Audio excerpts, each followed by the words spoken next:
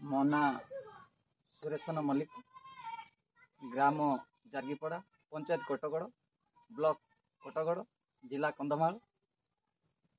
କହିବାର ଉଦ୍ଦେଶ୍ୟ, ଏ ଜାର୍ଗିପଡ଼ା ମୁଣ୍ଡ ପାଖରେ ନଳକୂପ ଅଛି। ଆଜକୁ 5 ମାସ ହେଲାଣି ପାଣି ଅସୁବିଧା ଆସୁନି। ତାପରେ ଆମେ ଯାଇକି ମଧ୍ୟ ବ୍ଲକରେ କହିଲେ ମଧ୍ୟ ଶୁଣୁନାହାନ୍ତି। ଆଉ ସେଥିପାଇଁ ଆଜି ଆମେ ଥରେ ମଧ୍ୟ ଭିଡ଼ିଓ କରିକି ମଧ୍ୟ ଆମେ ଇଏ କରିଥିଲୁ, ଛାଡ଼ିଥିଲୁ, ସେଟା ମଧ୍ୟ ଆଜି ପର୍ଯ୍ୟନ୍ତ କରିଦେଇନାହାନ୍ତି।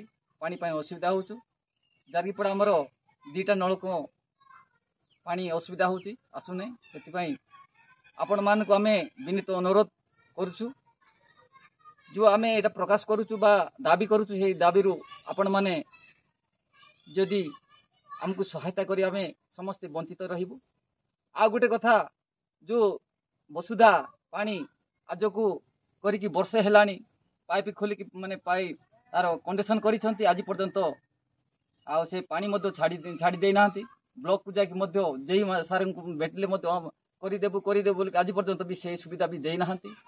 ସେଥିପାଇଁ ଆମେ ବହୁତ ଅସୁବିଧାରେ ସମ୍ମୁଖୀନ ହେବାକୁ ପଡ଼ୁଛି। ସେଥିପାଇଁ ଆପଣମାନଙ୍କୁ ଆମେ ଅନୁରୋଧ କରୁଛୁ। ବର୍ତ୍ତମାନ ମୋଦି ସରକାର ଆସିଛି, ଆମର ବିଜେପି ସରକାର। ସେଥିପାଇଁ ଆମେ ଆପଣମାନଙ୍କୁ ବହୁତ ଆମେ ଅନୁରୋଧ କରୁ ବା ବିଶେଷ ଧନ୍ୟବାଦ ଦେବା ପାଇଁ ଚାହୁଁଛୁ। ଯଦି এই ସୁବିଧା କରିଦେଲେ ସମସ୍ତେ ଗାଁବାସୀ ମାନେ ଆଉ ସମସ୍ତଙ୍କର ମଙ୍ଗଳ ହେବ ବୋଲି ଆମେ ଆଶା ବିଶ୍ୱାସ କରୁଛୁ।